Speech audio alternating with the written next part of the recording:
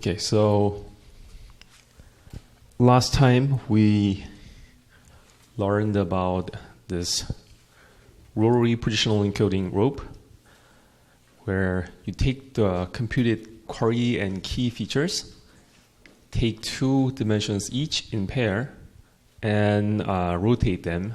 And there are 2 parameters. One is based on the order in which they appear in the input sequence, gets multiplied here in the rotation angle. That's m here.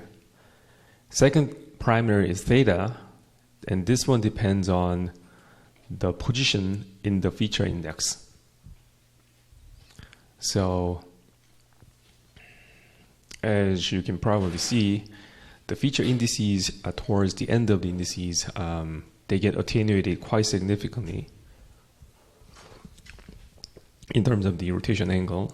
So we'll see this figure.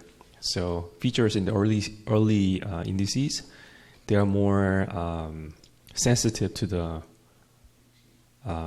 position in the input sequence, and dimensions towards the end, they are less sensitive. So you can probably see the key and query and key features near the end, they're going to be more sensitive to the semantic information amongst different tokens, and the feature dimensions in the early indices are going to be more sensitive to the relative position indices between different tokens. Okay, so I believe we've implemented the rotations last time. Yes?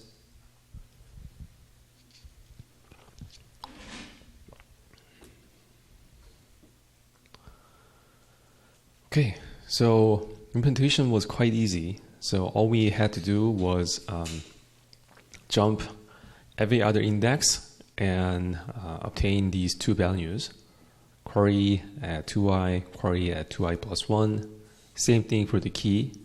And apply the 2D rotation, right? Cosine minus sine, sine, cosine. Repeat the same thing for the key. Okay, let me connect.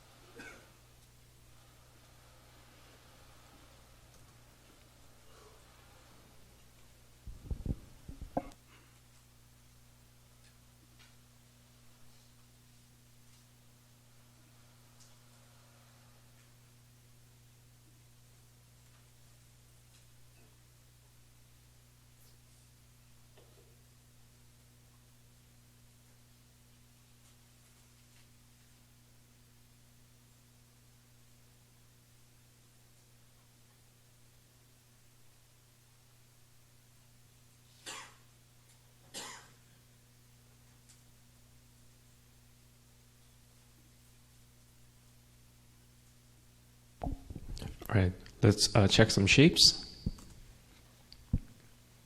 So let's create some random input. So had dimension of 64, 128 input sequence tokens, and position IDs. This is just a sequential numbering from 0 to 128, 27.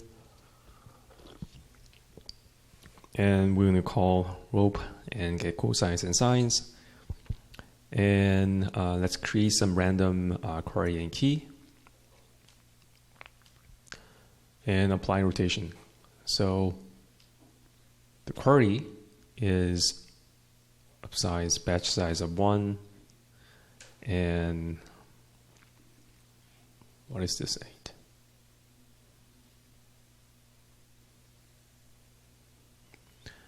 I guess this is a number of heads and sequence length and head dimension of 64. And after rotation, the dimensions are the same. Okay, so let's visualize them.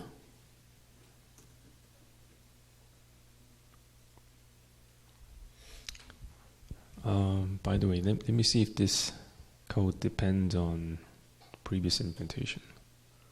Or embedding. Yeah, okay, so just in case you need, if this is empty for you, just copy paste this. Just look at the screen and so how many of you have empty cell here? Okay, so can you type really quick?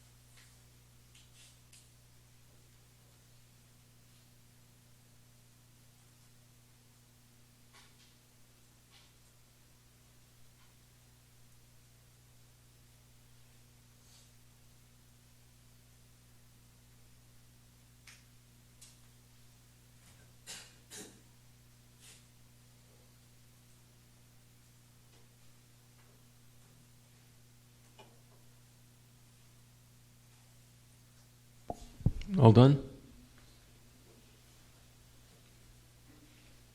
Need more time?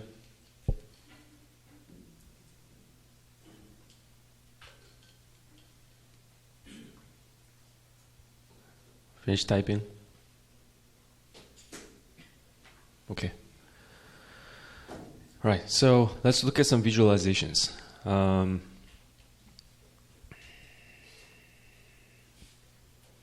Let's look at the first plot. So different colors here indicate different position indices in the input sequence. So this has to do with the m parameter, right? Rotation angle is m times exponential to the negative I over d, right? And this is the m parameter, the color here. The location of the token in the sequence. So earlier word get rotated less compared to the tokens that appear later. And let's also look at it in terms of the head dimension index. Like we saw, towards the end of the dimensions gets attenuated quite significantly in the exponent here. So they're not very sensitive about the location. But these guys, they become very sensitive to the location. And let's also look at the cosines and sines, cosine and sine values. So same thing. The head dimension is towards the end. It's not very sensitive to the location. In contrast, if if the dimensions are early indices in the head dimension, they become extremely sensitive. And about the token position index, something in between the head dimension, they move quite slow. So it has to do with the period as well.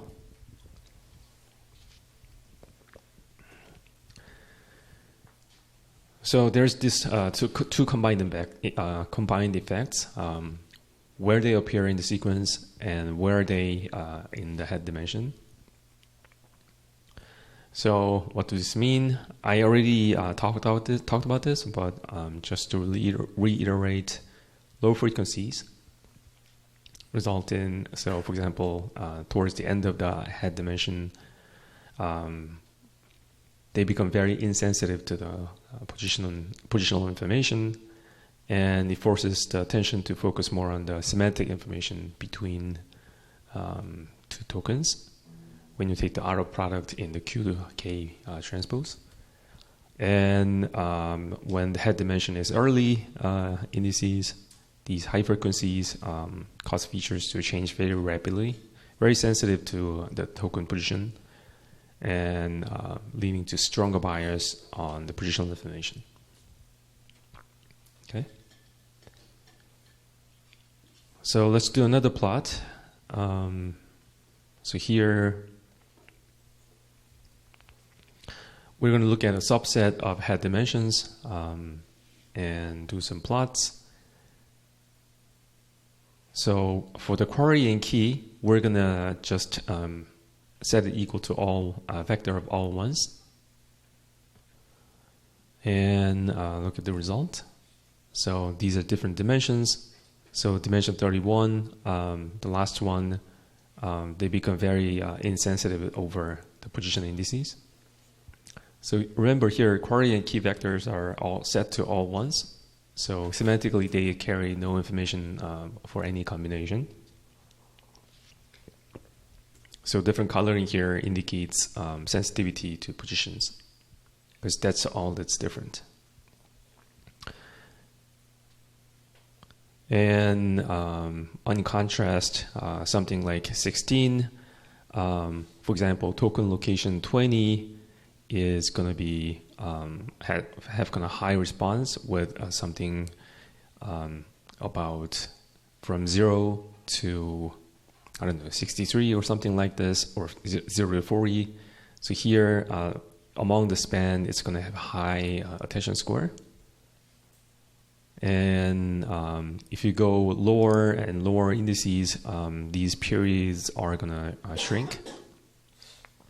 So, for example, dimension 0 is going to be highly sensitive, and depending on, it's going to have high attention scores for something that's intermediately to the left and right, and not so much. And then it's going to come back and begin the next period, and so forth.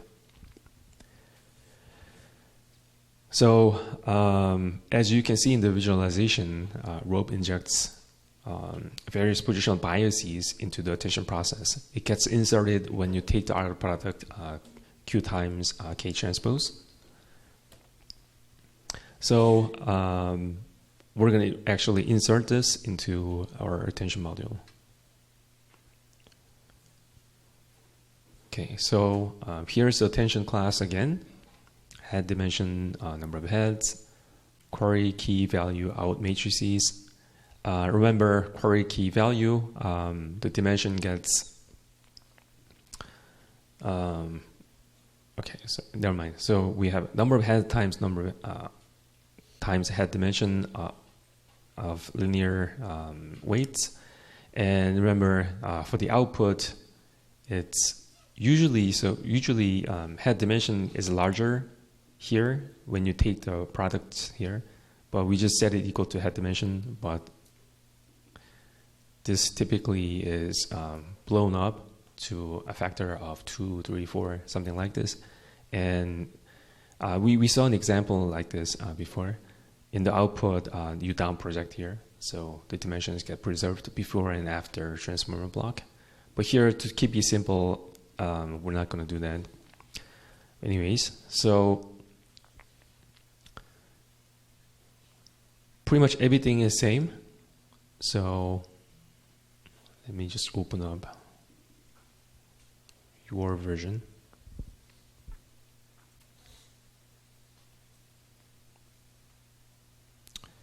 All right.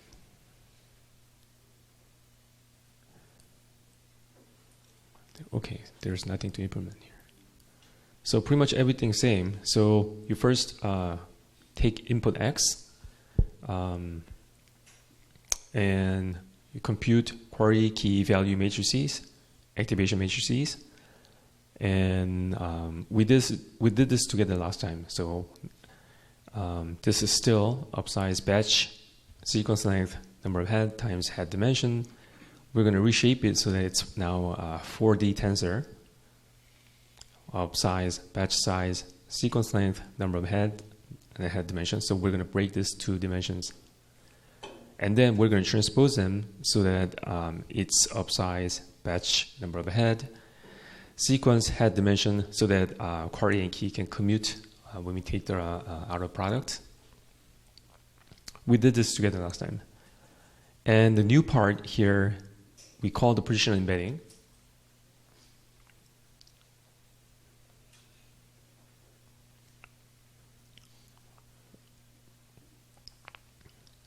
Or take it as input, and then apply the rotation to our current set of query and keys, given the rotational information. And the rest of them is exactly the same. You compute the score by taking outer product of the query and key and normalize them if the mask is available as the mask. So we can do autoregressive generation, and then multiply with the attention score with the value vector to produce the output. And now undo this transpose and reshape. So now we have a 3D tensor again. And finally multiply with the output weight. Okay, so let's see. So that's the only difference. So as soon as you compute query and key, do some appropriate reshaping, all you need to do is apply this rotational positional embedding to the computed query and key. Rest of them before and after is exactly the same. Okay, so let's check the dimensions again. So in this example, we're going to have batch size of 2, sequence length of 10 tokens, dimension of 64. Number of head is 8. Head dimension is 8. Okay, let's create some random input tensor and execute the RoPE embeddings and compute the attention that we just saw here, and check the shapes. So input shape is batch size by sequence length times dimensions. Output after applying the attention is the same. And how about the attention score? Attention score is batch size times number of heads and sequence length, sequence length. So we have number of head times the sequence length times sequence length attention map. Okay, so next item is RMS norm. So in the lecture, we saw modern tweaks to the transformers, and one of them was RMS norm.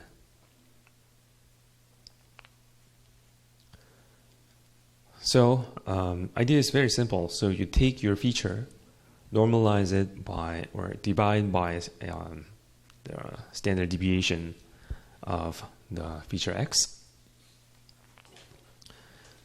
So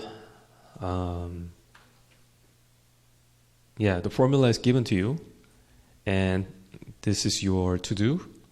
And just to prevent the case where you divide by something close to 0, we're going to add epsilon inside the square root for numerical stability. So this is for, so inside the square root here, you add some epsilon. So we can prevent dividing by 0.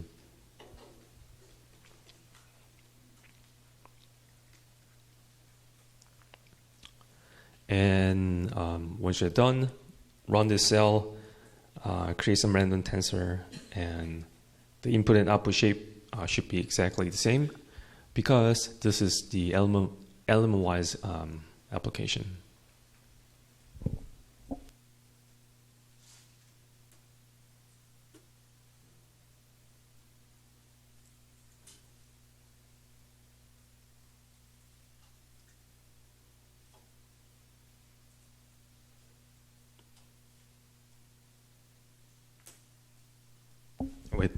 To be super correct, this is not standard deviation, because this is not mean 0. So we are, as the name suggests, dividing by root mean square.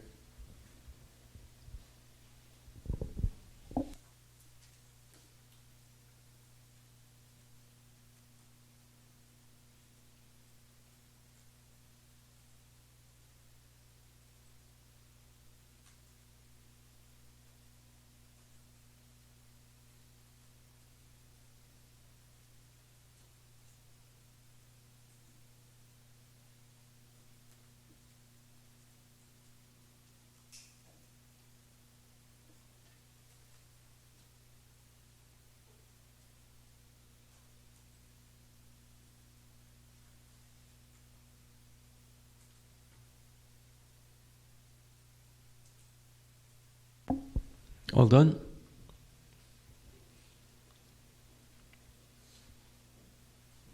Yes?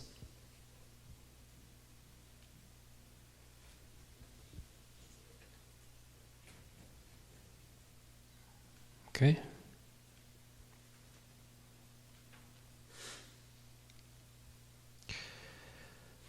All right, so it's quite simple. So you raise it to power of 2 and take the mean.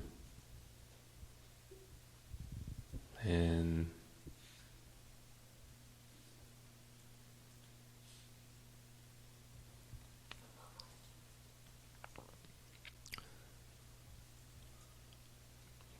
when you take the square root, you add the self dot epsilon.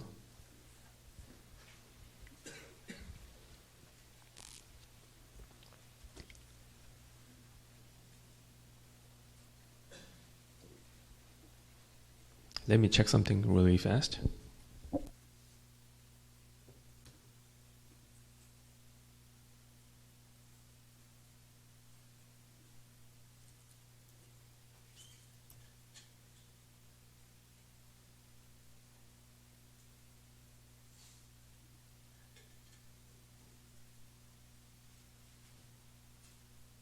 Yeah, I think I found a typo in the explanation. So here, there should be divided by number of items. So code itself is correct, but here, where is it?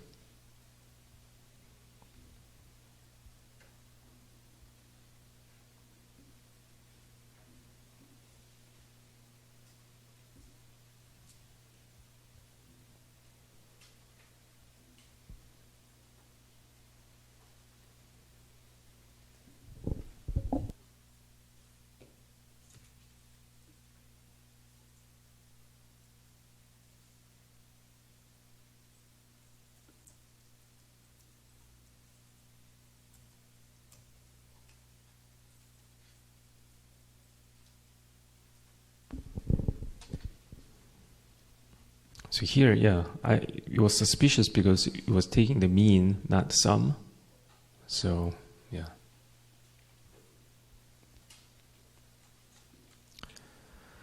Okay, so very simple, right? So here you first ln y square, the vector, take the mean, and before taking the square root, you add some small number. Okay. And as expected, the shape before and after is same.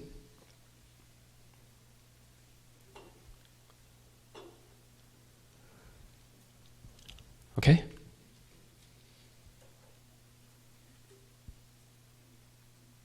Can I move on? All right. So let's look at the distribution difference. So we're going to create some random tensor from IID normal, Gaussian, and multiply by small number and see the distribution of the weights before and after normalization. Okay? So this is creating an Gaussian random sample from standard normal distribution, multiplying by some small number of 0.1, And this is before and after normalization. So here we have a very sharp, peaky Gaussian. And after normalization, we have a nice bell shape. And when we apply 0.6 in front of the Gaussian sample here, then still, after normalization, if you look at the support, it's pretty much the same, regardless of the input distribution.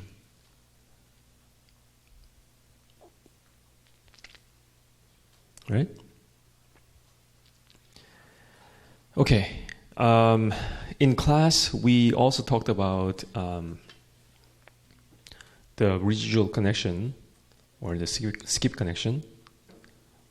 So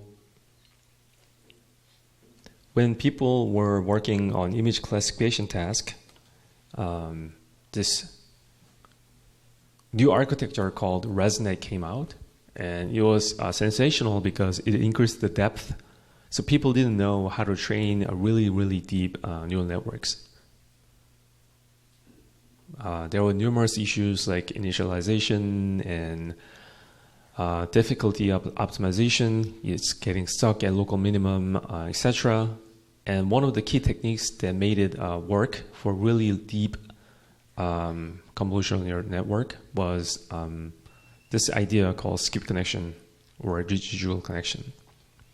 So whenever you have, whenever you're stacking different neural net layers, without this X here, this would be how we would chain different functions together. This is before, without this plus X. Right? We have some input activation, chain it with another function, which is typically another neural network or a block of transformer, for example, or a block of CNN layers, something like this. And we'll just simply chain different functions and create a really, really deep computation graph. But the idea was also add the original input to the output, so that neural network during training will have chance to, if this is unnecessary, just completely bypass this and provide a pathway for the backprop gradient, dl dy, to pass through this unnecessary layer. Because if this layer does something crazy and completely kills the distribution of x, so look at it something like this. So let's say this layer, what it does is it takes an input of this shape and produces something like this. So it collapses the input. Then you're screwed because backprop gradient doesn't really work now. But now if you add this x, there is a path where dl dy can flow through or completely bypass this layer and pass dl dy to its predecessor layer.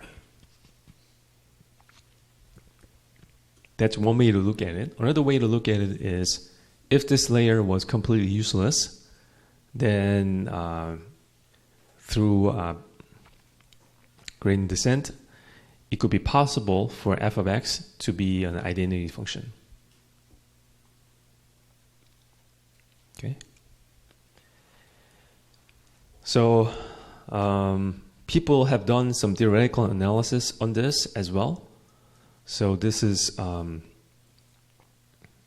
visualization of the loss landscape over some random directions in the weight space. So if you are interested, read this paper. So what the authors are trying to say is, over some random directions, the loss landscape is extremely jagged. So there are so many local optima that you can get stuck, and the global minima here, it's very hard to reach. But if you add ski connection, it smooths the loss landscape, and it's easier for the optimizer to converge to global optimum.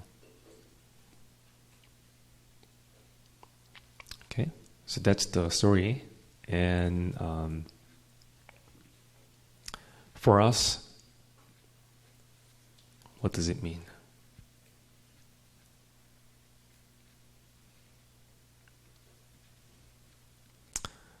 For us, when we implement our transformer block, we're gonna do this. So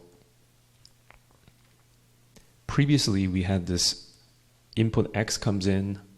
It could be output of a previous transformer block, or it could be the first layer and be a word embedding of input token sequence.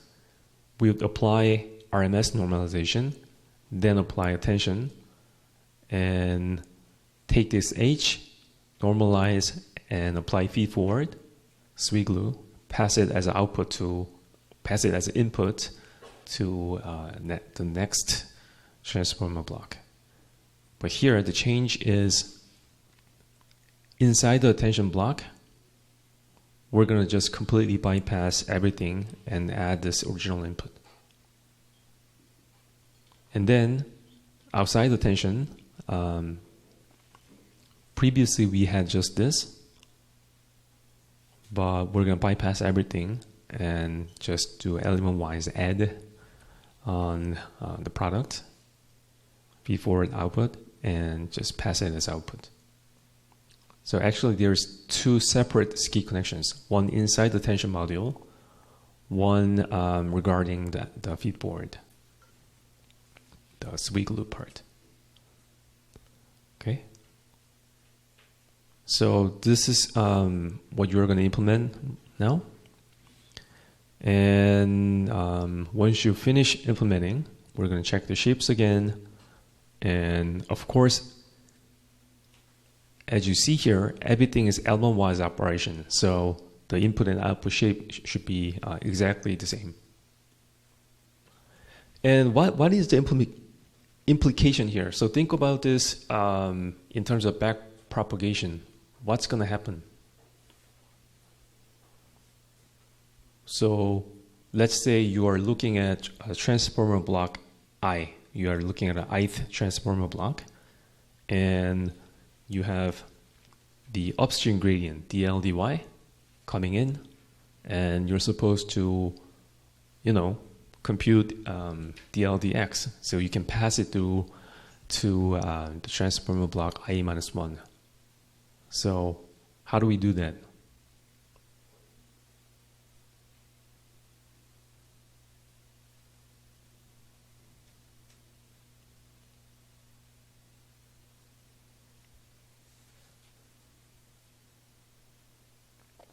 So in terms of feed forward, in terms of forward computation, this is input, this is input, output is here.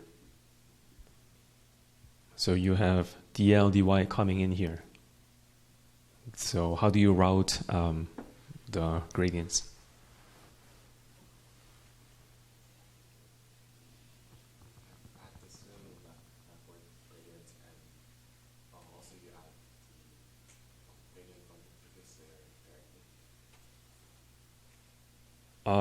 Can you slow down a little bit? So how about, let's do one by one. How about here? What happens? So originally you would pass the multiply gradient, so the pass down gradient times the local gradient. Mm-hmm. But then here you have to account for the gradient in the residual layer too. So for that layer you pass down the upstream. Upstream, yeah. Upstream gradient directly to the previous layer, so that you have to add the two gradients together and pass it. Okay, how about here? I think for the residual layer, you have to give cell layer. You have to pass down the gradient with respect to H directly, and for the attention part, compute the multiplication of the local gradient and the upstream gradient, and then add them together. Right, so without this part, the usual process is you have the upstream gradient flowing through here, and your normal process is multiply the upstream gradient with the local gradient, dy dx. You do your usual thing here. Take upstream gradient, multiply by the local gradient of feed forward, pass it through the local gradient of the normalizer, and then here you have branching, so you need to add the upstream gradient to whatever you output here. And then that's going to be input here, where this thing has passed through here and passed through here, gets added and gets inserted here. That's the upstream gradient. And here, without this x here, you do the normal thing. You take dLdh, multiply by the local gradients, and then you need to account for this path where h just flows straight through here. So we're going to do this in lecture 9, I think. But for now, let's just forget about backprop and just implement the forward implementation. So you have this transformer block class, and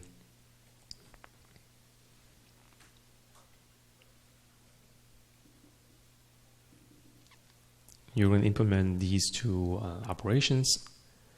And you are already given the attention norm and FF and norm and feed forward and attention, everything. So function is already provided to you. And you just need to put them together in a correct order here. And once you're done, why don't you check the dimensions.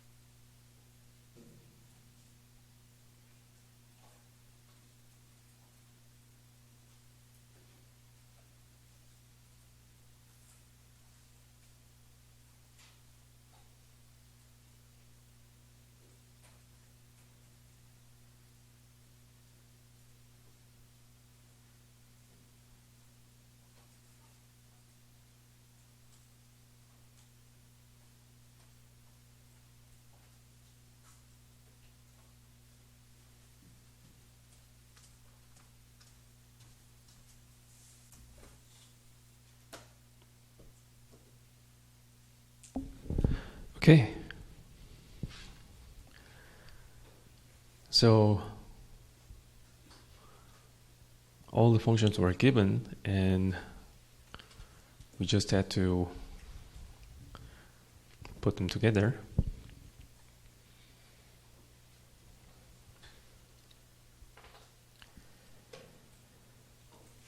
Okay, so first part is take x, normalize, apply attention, and then add x again. Okay, take x, normalize. Let's call this guy x norm, and apply attention. And then we need to add x again for the residual connection. Second part, normalize, feed forward, and add h. Normalize, apply feed forward, add h, and that's output. Very simple, right?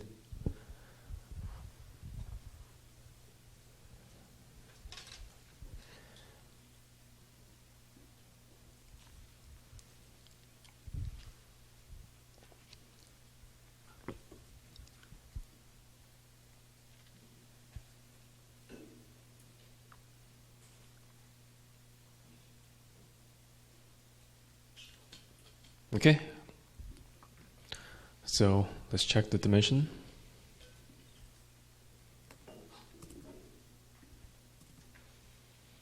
Yeah, everything is as expected. Batch size, sequence length, dimension. After passing through the transformer block, dimensions are kept intact. And now we are almost ready to build the full transformer block, transformer model. So what's missing?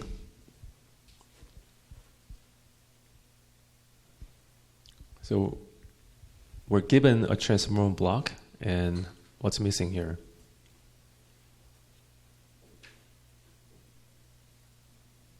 So raw input is going to be sequence length times a batch size times sequence length of input, and input is going to be the raw text data encoded 1 hot. So that's going to be, the V here is vocabulary size, and it's going to be 1 hot, and we're going to apply word embedding first because this is too large. And then output is batch size, sequence length, and dimensions.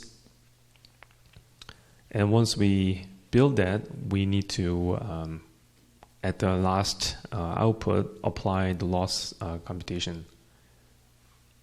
So once we do that, then we're almost ready to train the transformer.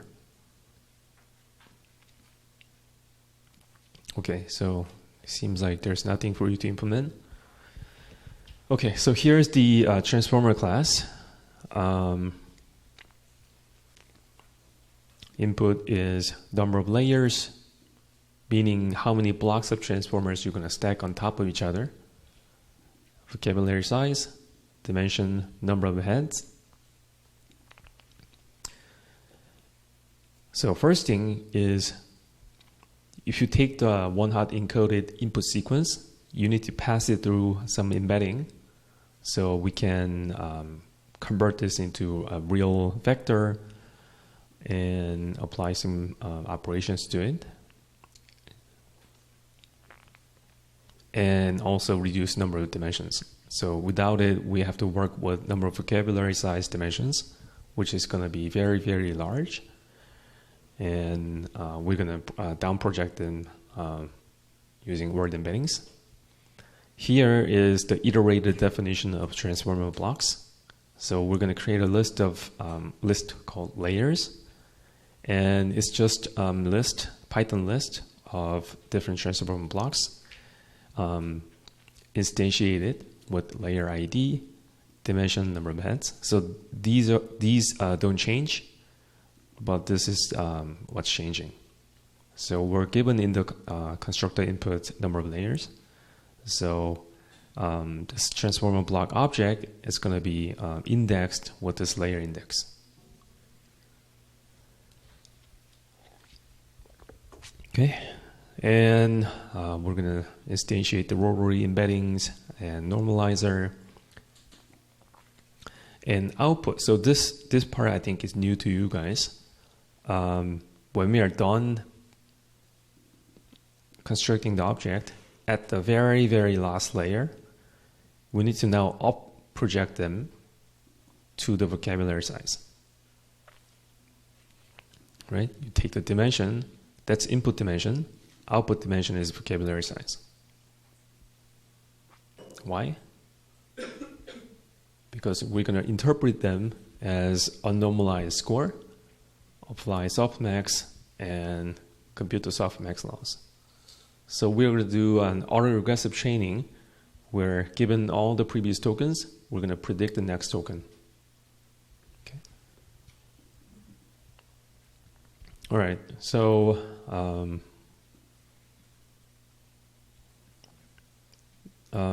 this call signature just change different things here.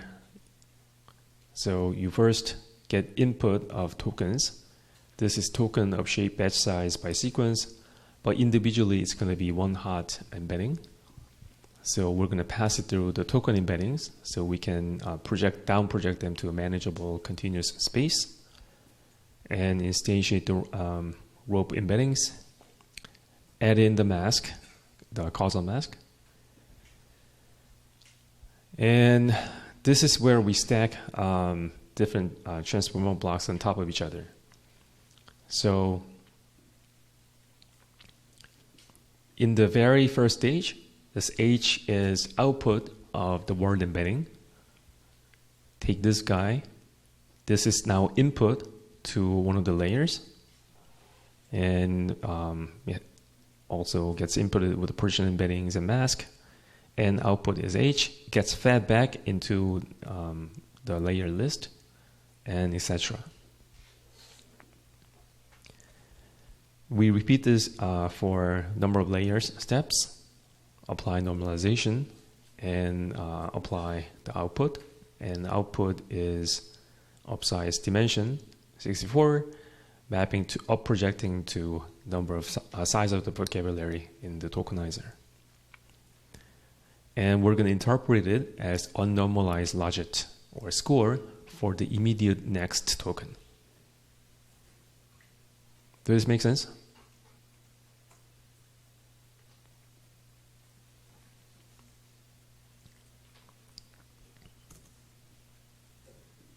Okay, so let's check some dimensions. So input is batch size of 2, sequence length 10, and vocabulary size is quite small, 64,000. 2 layers, dimension 64, 8 heads, create some random input tokens. So if you do torch.randint, this follows the same context as numpy's randint. You're going to create a random integer from 0 to vocabulary size -1 and upsize this much. So it creates random integers. You can interpret them as one-hot embedding of input tokens. And we're going to instantiate the model and pass in the one-hot embeddings. Okay, so input X is upsize, batch size, sequence length, and output size is batch size, sequence length times the vocabulary size. These are going to be unnormalized logits predicting unnormalized probability of immediate the next token. So here is the loss calculation, which is going to be the last missing piece in order for us to build a trainable transformer. So we're going to train it based on next token prediction. So given a sequence of tokens S, we're going to train a transformer to process the input sequence, and per each token, it's going to return unnormalized logits for the next token. So How do we do this training? When we are given a sequence, we're already given ground truth labels. Why? Because given input sequence ABC, the ground truth is BC end of sentence. Okay, so given A, predict B. Given A and B, predict C. Given ABC, predict end of sentence. Okay? All right, so given a logic vector of size, number of vocabulary, we're going to apply softmax so we can interpret it as probability. And our final loss is going to be negative log of the probability for the correct token Y. You can interpret it as maximizing the log likelihood for the next token. Or people just call it softmax loss. So how do we do this? Negative log. So we want to get this probability of the specific next token. How do we do that? We first exponentiate element-wise, so we can get rid of the negatives. And then we simply normalize. That's it. And after rearranging, that turns out to be log of the the denominator, minus the logit, or normalized logit of the corresponding token Y. Right? So this is called cross-entropy loss, softmax loss, many different names, but they all mean the same thing. Or you can also interpret it as maximizing the log likelihood. All right, so you're going to implement, so this transformer imputation is already given to you. This makes sense, right? You create a list of transformer blocks and you keep feeding back the output of the previous transformer block as the input of the next transformer block. Repeat this process. At the last layer, you up project them so it matches the vocabulary size. We're going to interpret it as unnormalized probability. And at the very last step, we're going to compute the softmax loss. And this is what you're going to implement. So inputs are logits and labels. And logits are of shape batch size, sequence length, vocabulary size, because we up-projected them to match the number of tokens in the dictionary. Labels, it's going to be batch size of sequence.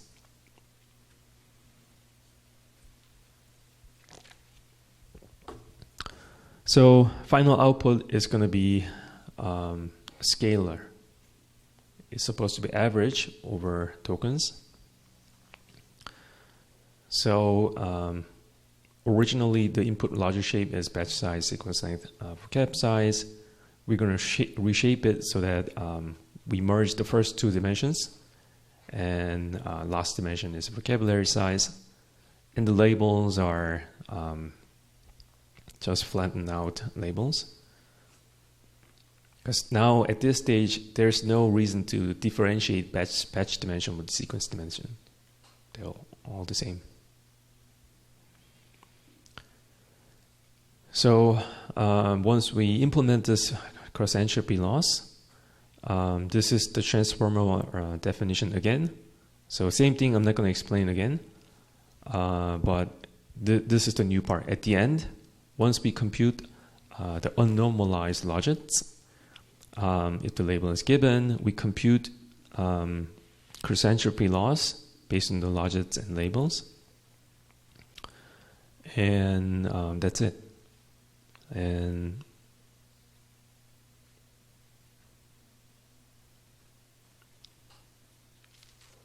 this is just in case it's helpful to you.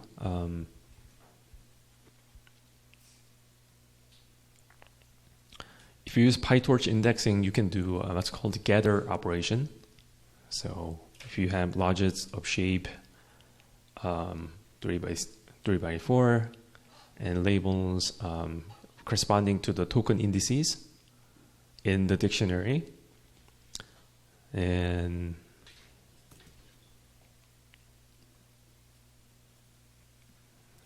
okay, let me just run it here.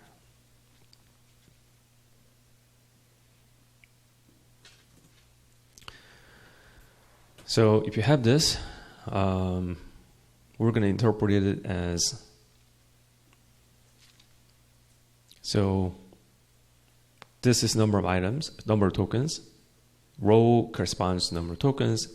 Columns represent number of items in the dictionary or vocab size.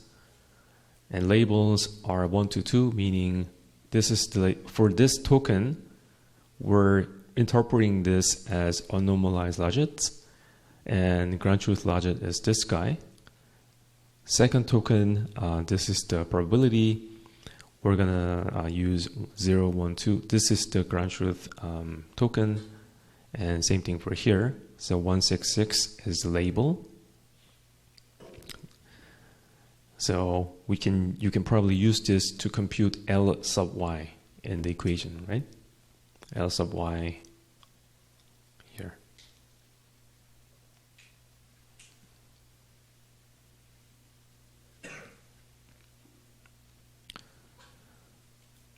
All right, so let's take some time to implement the softmax loss.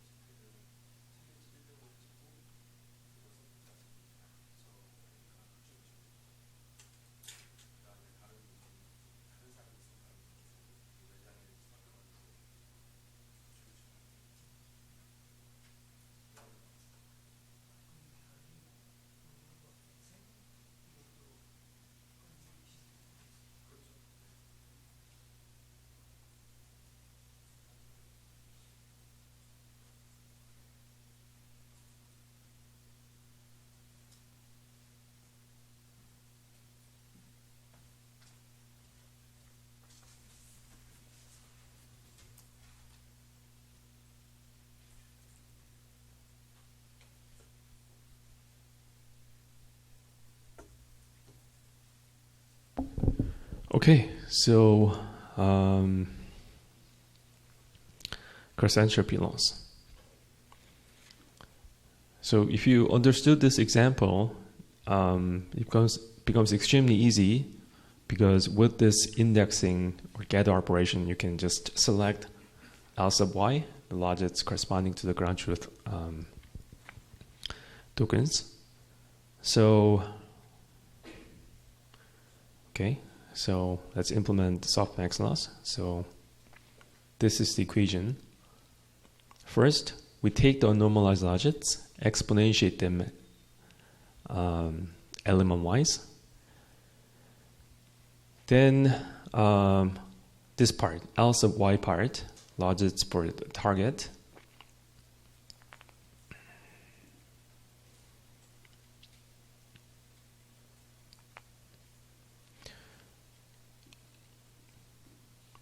For all tokens here, we're going to select the labels. And labels is number of tokens, and individually inside the labels, we have the indices corresponding to the which token appeared next. So this is where the gather operation happens. And then rest is straightforward. You do sum here. We first exponentiate the logits. You take the sum and apply torch.log and subtract the logits for the targets, and that's it. And you take the mean, and that's your loss averaged over all tokens.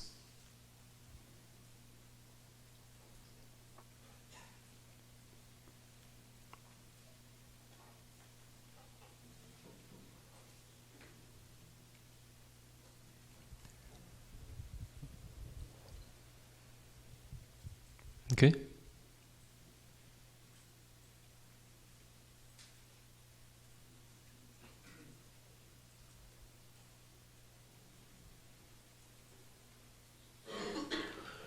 All right, so transformer class, everything exactly the same as before, but now we have added this cross entropy loss on the unnormalized logits output. Okay, so let's create some random tensor and plug it in.